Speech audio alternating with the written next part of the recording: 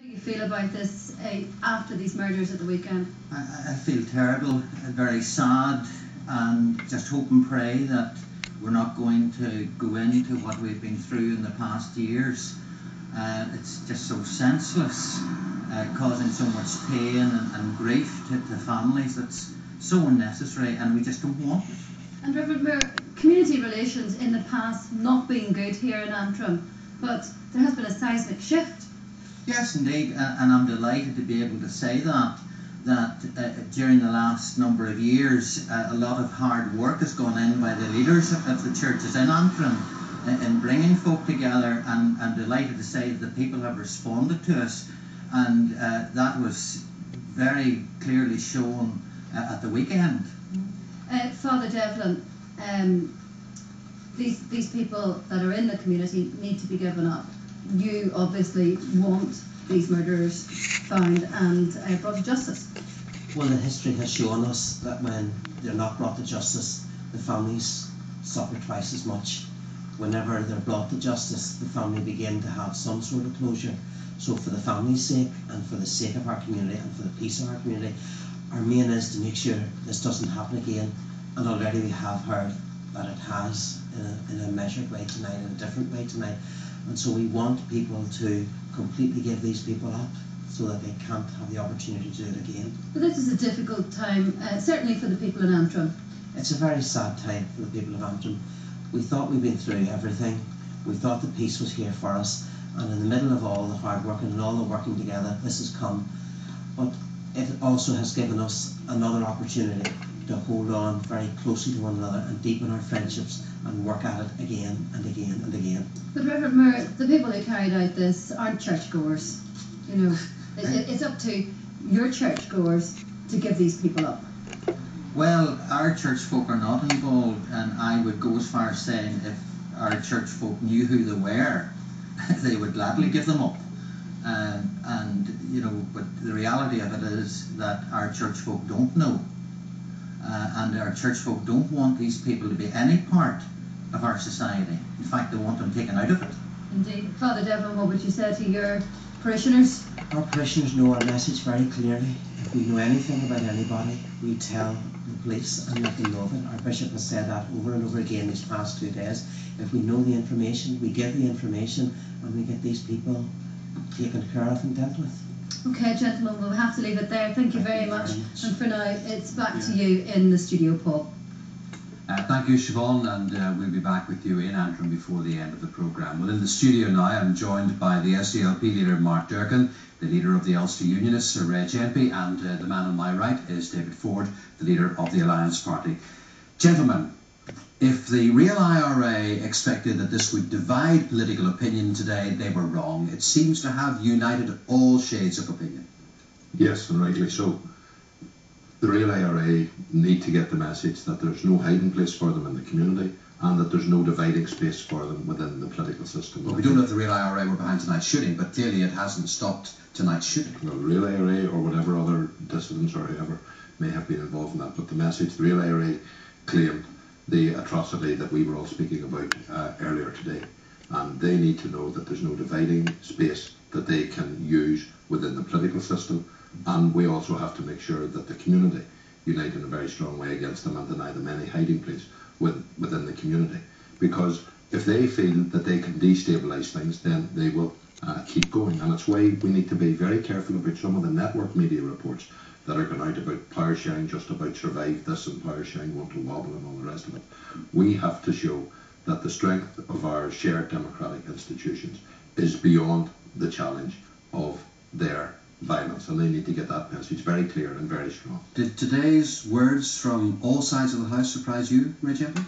Actually, no, because I don't detect the same threat to the institutions that, as Mark says, a number of network elements have. I think that whatever our differences in there are very significant. I do not detect any sense that people are going to surrender to this group of murderers. Whoever was responsible for tonight's action in Craigavon, I think most people tonight would be sick to the pit of their stomach at the very thought that we're going to go back to that. And if you saw the young people who had been interviewed earlier in this programme, many of the actions that were taken by a number of us 10 years ago, 12 years ago, were designed to give those people an opportunity to grow up without having to read and to listen to this sort of programme. So I do not detect any sense whatsoever that the institutions are in peril. I made a point today that I felt we had to be very careful about taking on policing justice roles too soon when there hasn't been a proper dialogue, and I think we have to be careful that we don't pressurise ourselves. You were a little out of step though with everybody else when you said that today. I was, but I felt that it's not a new expression for me. I've made that point many times. I'm simply saying, let's take it one step at a time. We're not under threat at the moment. I do not believe these people will destabilise us, and they shouldn't destabilise us. It's up to us to take a stand against them. Okay. I'm just hearing in my ears, gentlemen, as from the gallery, that policeman who was shot tonight has since died. Well, we had a meeting with the Chief Constable earlier today, and I know that he was concerned about the safety of his force. And I think we would all express our condolences to another grieving family. And I must get a reaction from you, David Ford, who has been on the front line since Saturday with the deaths in your own constituency of the two soldiers, and now hearing about the death of a policeman tonight in Craigavon. Well, clearly there's another family grieving tonight, there's another community grieving tonight because of the effect it will have on the people in Craigavon. And it's just reinforcing the need that we all stand together to oppose this. We may not have any influence on the hardcore of real IRA, but I think we can, by standing together, have an influence on those who might be tempted to not tell the police, who might feel that they can turn a blind eye.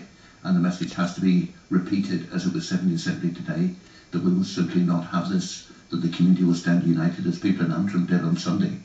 I think if we can get that message across, then it can help in defeat the terrorists. Am I talking to a future Minister for Justice? Paul, I think you're talking utter rubbish tonight. The issue tonight is what we're going to do overall about a political settlement, how we're going to serve the community and get away from future deaths. That is not an issue for debating the personalities of the future Justice Minister. There are many things which need to be done. But it is something that will happen. It is something that will happen. We will have a local Minister for Justice. Well, that is in the plan, yes. But the important thing tonight is to see that we ensure the safety of this community. We ensure that resources that are needed are given to the police. We ensure that whatever backup is needed is given to the police. And we ensure that the community stands united. And what does Stormont need to do tomorrow, do you think, with this security situation being at a critical level now? I think what Stormont needs to do tomorrow is what I said today, as well as the fact we need to stand united. We need to show the politics work. I actually said in the chamber, I'm not exactly the best fan of the executive. I don't believe it has achieved all it ought to have achieved. But that is a message to get down, to redouble the efforts, to meet the needs of the community in every aspect of the community, and to show that devolution is working, because I believe that is another key element in defeating this small group of terrorists. What will you be saying tomorrow, gentlemen?